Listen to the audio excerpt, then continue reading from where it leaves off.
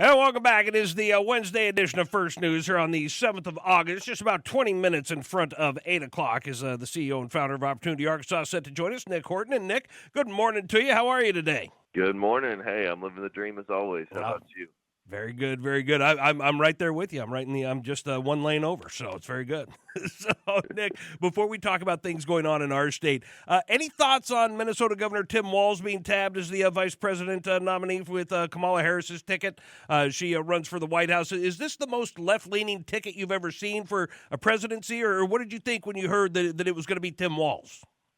Wow. Yeah, a couple things. I mean, I think I had the same reaction as many Arkansans and probably the majority of Arkansans who said, Tim who? Right. Who is this guy? I mean, most Americans have never heard of him. And so now in the last 24 hours or so, everybody's kind of starting to do their research and dig in and figure out who is this guy, what's his record. There's two pieces of this that I think are really head-scratching, frankly, to me. One of which is, if I was her and you're just looking at the electoral map and you're thinking about what you need to do to win the election, this would not even have been a finalist for me if I was in that position, just thinking politically and geographically. I mean, when you had pretty popular governor in Pennsylvania, Josh Shapiro, you've got a veteran and an astronaut and a U.S. senator in a major swing state in Arizona with Mark Kelly. I mean, somebody asked me on Sunday, who would you pick? And it was certainly going to be one of those guys if I was in that seat. It just seemed to make a lot more sense, bringing in different demographics of voters, different constituencies. I do not understand in any way what Tim Walz adds to this ticket in terms of expanding the base of voters, which is certainly something she's going to have to do. And then, to your point, policy-wise, what I've seen just over the last 24 hours is I think this may be – I mean, I think this guy may be to the left of Kamala Harris, right? Which is kind of impressive. I mean, I'm not really – I didn't think that was possible.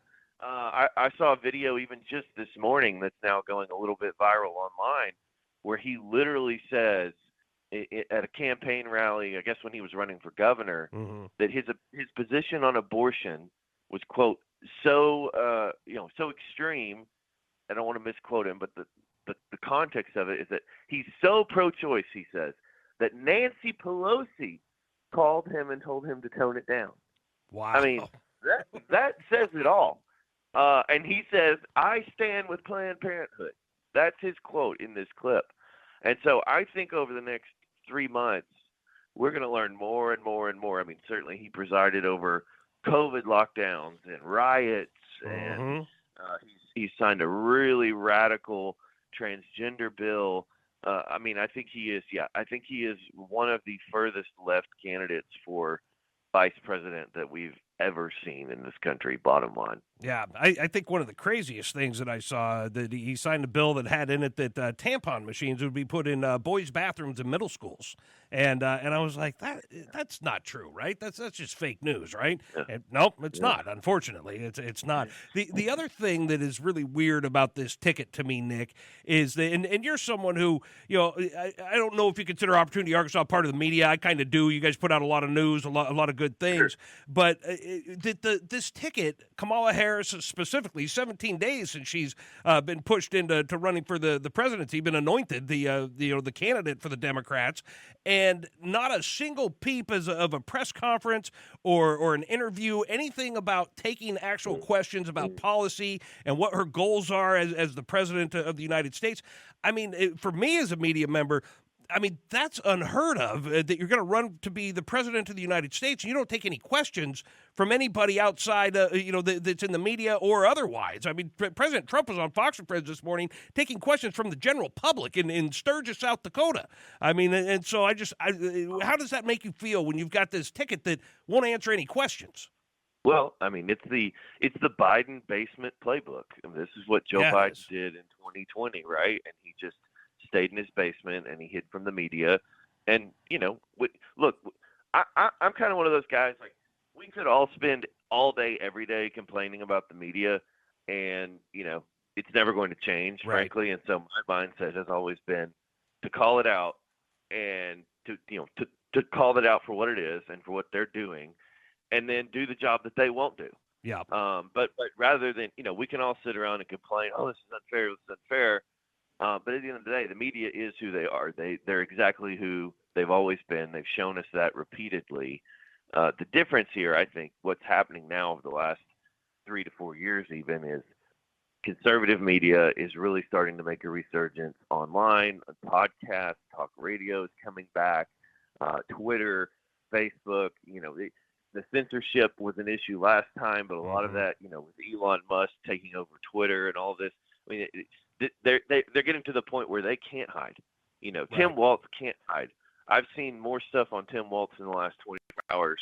I mean, again, a guy that I had to Google. Yeah. And say, who the heck is this guy? A week ago, when his name started being floated, I could tell you just about every insane policy position he's had over the last 7 or 8 years, just from reading tweets and reading headlines.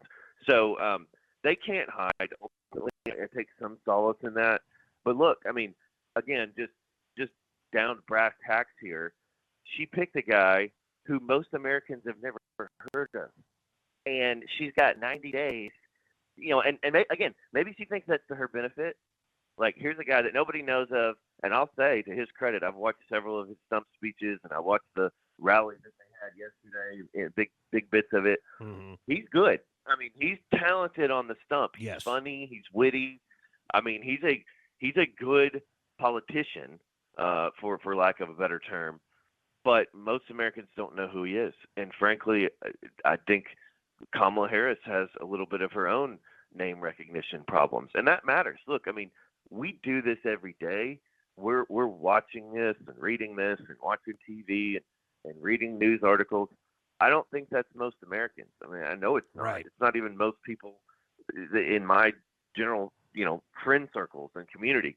So, I think they have a big problem on their hands just from a name recognition standpoint. And then if the Trump campaign does what they need to do, what they should do as a campaign, and goes out and tells the real narrative of these folks and their records and their extreme.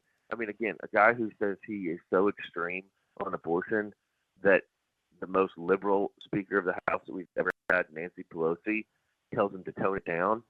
It's a problem. That says it all. Yeah. If they get that message out there, I think the Trump campaign is still the front runner in this race, but that's going to be up to them. Yeah. Nick, on a much more positive note, Opportunity Arkansas has been producing a series called Faces of Freedom, and it looks like there's a new story coming out. And so, can you tell us first about what Faces of Freedom is once again, and then as far as this new story that's coming out, the latest episode about a family in Fort Smith. What can you tell us about this? I appreciate that. I always love a chance to talk about education freedom and education reform and what we're seeing happen before our very eyes right here in Arkansas. Faces of Freedom really simply is just that. It's a video series that we've been doing to tell the story, the untold story. Hey, again, you pointed out the media is not going to do this, right? Right. They're not going to tell the hard stories, even the good stories that don't fit their narrative. And so we're going to do it. That's right. And so we've been out for the last 18 months or so talking to folks and families and kids. The next video that's coming out, you're going to actually get to hear from a little girl who is in the EFA program and has some learning disabilities, and she's going to tell her story about how much it's changed her life to be able to be in a smaller classroom setting and be able to be in a school that better fits her learning needs. But this is all about just telling the story of education freedom and everything out there, just about, except for from us Yeah. and a couple of other really great conservative groups in Arkansas, is negative. And this is just defunding public schools, and it's cutting teacher pay and all these things that are just blatantly untrue. And we think it's really important to do the job that the media won't do and others won't do, and make sure Arkansans know that this is a program that is literally it's a year old. We're going into year 2 of it this month, and it is literally changing the direction of our state and the direction of the lives of Arkansas families and kids. And so we're going to continue to tell those stories. Where can people go and see the latest episode of Faces of Freedom? Do they go to opportunityarkansas.org? You can see it. You can see it there, certainly, on our Your Story page. You can also go to our YouTube page, and I would encourage folks to go there. Just go to YouTube, search for Opportunity Arkansas, subscribe, because we're going to be doing a lot more of this type of video content in the coming months and years. You can see it on our Twitter page at Op Arkansas, on our Instagram page at Op Arkansas. It's all over. So it's easy to find. We're trying to make it easy to find. And hey, go give it a watch. This is the Martin family from the Fort Smith area, and this is their story of their adopted daughter that needed a smaller classroom setting. I mean, she was struggling. She was homeschooled for a little while, but she needed some interaction with other kids in a different learning environment. But public school wasn't a fit for her, and this is a family that said, we needed help financially to be able to do that, to give her the opportunity that she needed. And thank God that the LEARNS Act and Education Freedom came along, because that's exactly what it allowed us to do. So it's a great story. 3 to 4 minutes, not super long, won't take a ton of your time. But, it's one of those that just gives you the warm fuzzies, because it tells a story that other people aren't telling. And this is a program that is it's just starting to change the direction of Arkansas, and it's just really exciting. It's great stuff, and I'm glad you guys are spotlighting it. Of course, the series is called Faces of Freedom, so you can find it on YouTube. You can find it at opportunityarkansas.org. That's also where you can find all the rest of Nick and his team's work is at opportunityarkansas.org. But, Nick, always appreciate the time, and we'll talk again next week. I can't wait. Look forward to it. Thank you, sir.